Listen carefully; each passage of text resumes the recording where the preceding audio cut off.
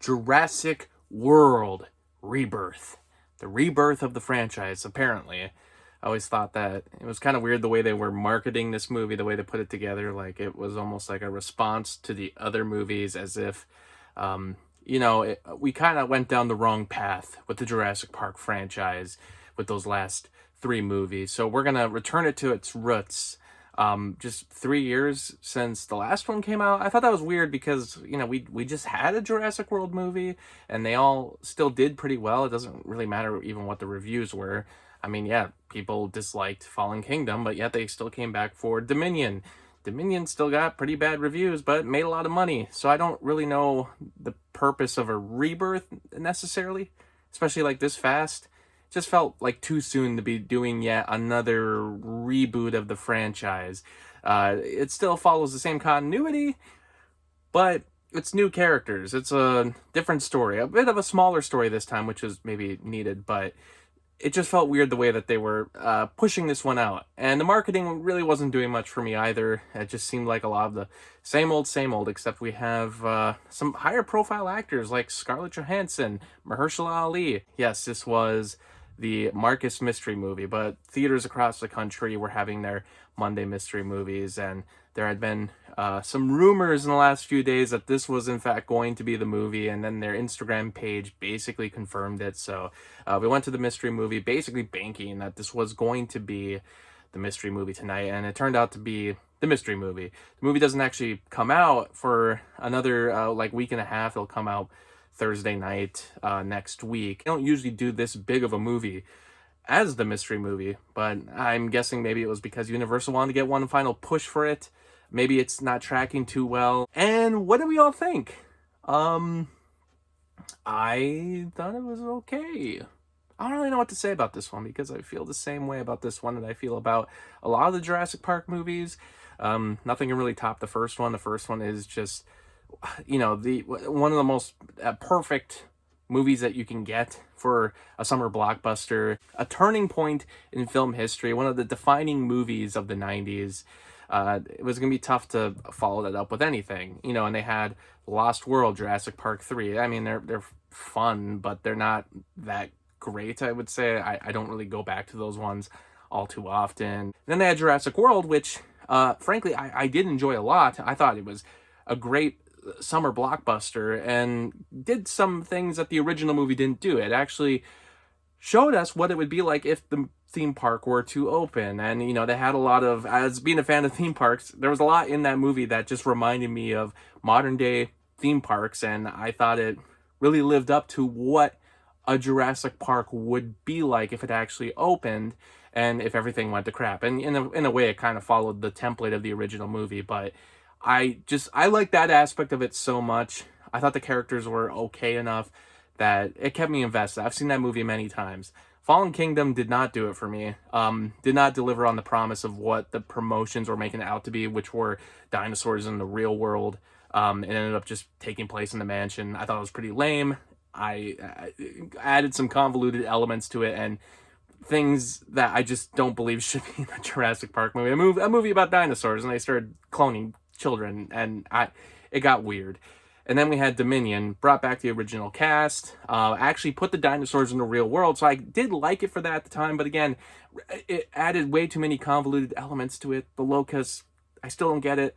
After a recent rewatch, I disliked it even more, but it was cool to see the whole cast come together, even though by the end it was just, there was very little tension going on. But it felt like there was some finality to the franchise with that. So the fact that they were doing another one only after 3 years was very curious to me, given that it was going to be a new cast, was taking a smaller approach in a sense. Like I said, seemed like it was taking it back to its roots and a rebirth of the franchise that, like I said, those other Jurassic World movies made money. So I was surprised that Universal was responding with this movie in the way that they were, but they were bringing Gareth Edwards into it. He did The Creator, he did Rogue One. He's good at these bigger effects movies, doing them really well. Visual style is great. And David Koepp, the original writer of the first movie, was back. There's so many elements in this movie that are taken from The Lost World and Jurassic Park 3 that I came to the conclusion that Gareth Edwards, his favorite movies in the Jurassic Park franchise might be those ones. Maybe I don't know if that's what the approach was. I don't know exactly who was pushing for that vibe. I don't know if it was David Kep or Universal wanted something more like that. But yes, there is yet another island. Thought that was strange.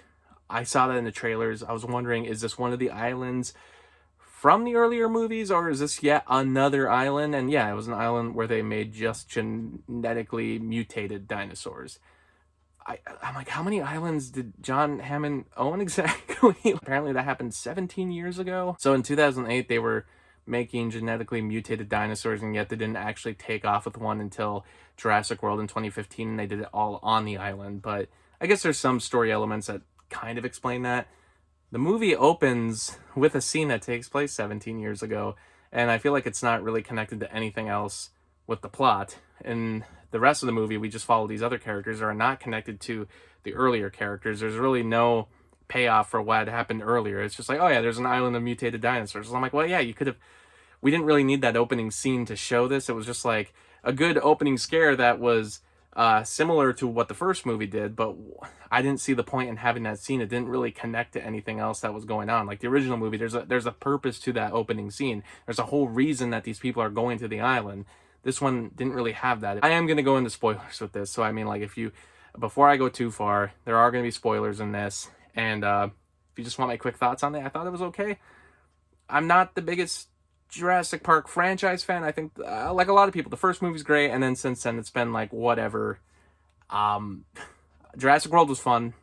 So going into the actual story of it all, it's Scarlett Johansson is a mercenary, teams up with Jonathan Bailey's character, who is Dr. Loomis, which I was like, is that supposed to be a reference to Dr. Loomis that is in the Halloween franchise? Because then later we have a different character named Kincaid, and I was like, that's interesting, because I thought Kincaid was another name for a different character in a different horror movie, but maybe those were just references. But right away made me think, okay, this is going to try to go into the horror aspect of Jurassic Park, make this movie really scary. But they have a team that joins together, Mahershala Ali's character Kincaid, Jonathan Bailey, Scarlett Johansson, to go to the island to get blood samples so they can work for some company, some big pharmaceutical company, and create some sort of cure for heart disease. So they have a reason to go to the island, similar to what they did in The Lost World. They have a reason to go to the island. They need to get one of the dinosaur samples at least, and kind of go out from there. And as they get to the island, shit hits the fan. But there's also a different family that's introduced, which just happens to be sailing in the Atlantic. They say that they do this all the time, but it was also explained earlier in the movie that these dinosaurs are near the equator, so why this family is sailing in the middle of the Atlantic, I don't really understand that. Like, I'm like, didn't they make it clear that people aren't supposed to be out there? I'm sure there's some quick dumb line in there about how, well, they weren't quite by the equator, and these dinosaurs just went further than they normally do and attacked their boat, sure. But we see genetically mutated dinosaurs. They attack the boat, they get stranded, and luckily the mercenary team picks up the family, and then you can kind of already guess it's going to be similar to Jurassic Park 3. Once they make it to the island, that family is going to get lost. They're going to have to find them, and in the meantime also try to continue their work in getting these samples. And that's pretty much what the movie is. It's just them on the island getting the samples and dinosaurs attacking, except there's lots of mutated dinosaurs. They didn't go too far with the mutations. The characters were fine.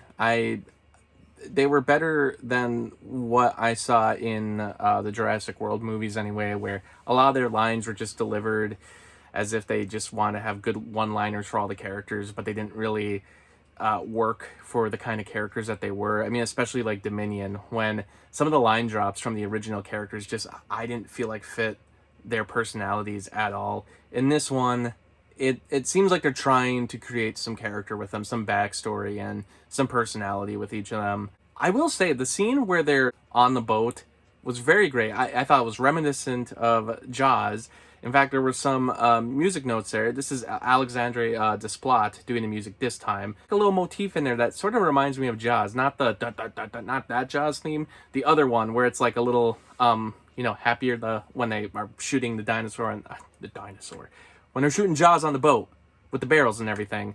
It's like like that little motif. I can kind of hear that a little bit during the boat scene, and I was like, okay, I feel like this is a little bit of a Jaws tribute, and I like that. I thought that part of the movie was a lot of fun, and it's something that we haven't really seen before.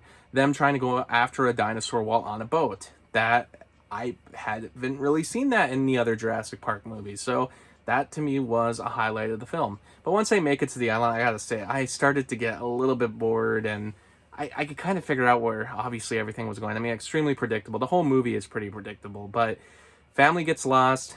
They need to track down the family, and the family is trying to find this supposed village that is on the island.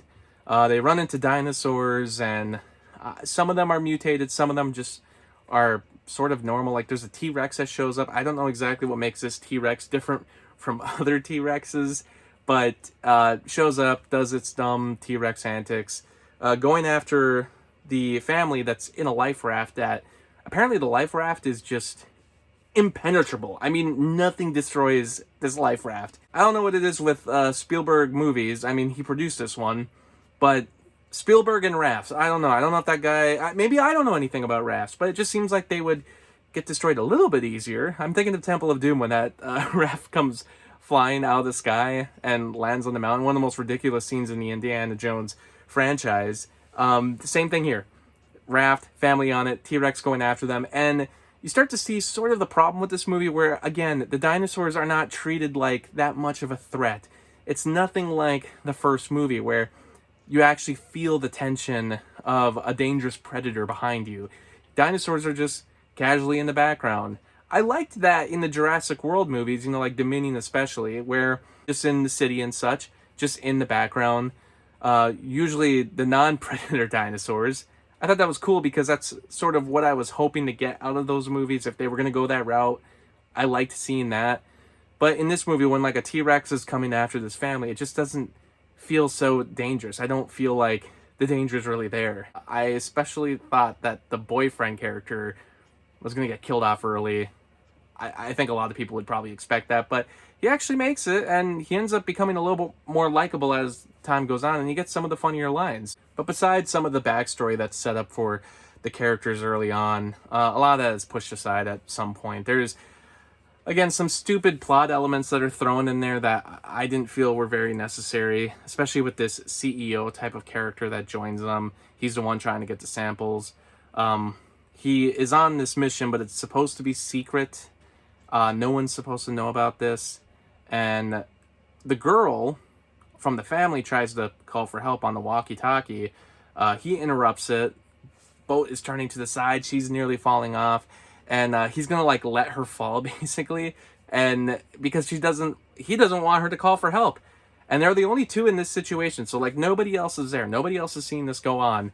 And she falls in the water, presumed dead, only to get saved, and then she brings it up to her family later when they get lost on the island. And we keep waiting for that moment to happen where she's going to run into him again at the end of the film to bring up that, he was going to let her die. And they bring it up.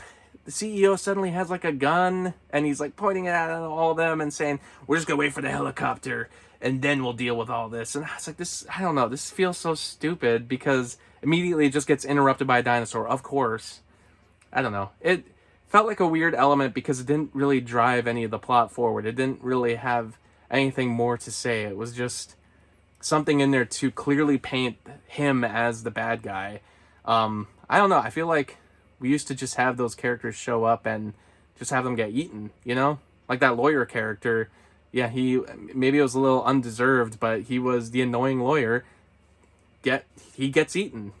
I mean, that's how they used to do it. And in this movie, it's like, no, we have to really establish that this guy's the bad guy, and we have to make his death really the final death, and make sure it's like very well known that this is well deserved. And then like Scarlett Johansson brings it up to him. I mean, there's two teams because the family gets lost.